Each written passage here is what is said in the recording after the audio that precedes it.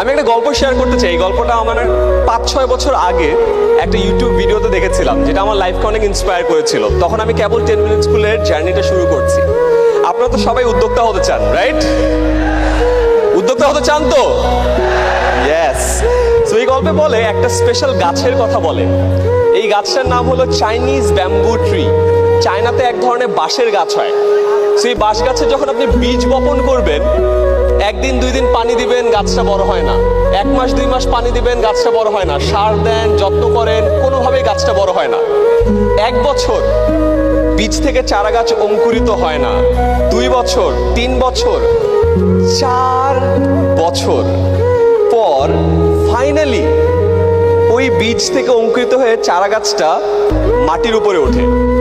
এবং এরপরে মাত্র 4 সপ্তাহে চারা গাছটা 90 ফুট লম্বা বাঁশের গাছ হয়। কয় ফুট?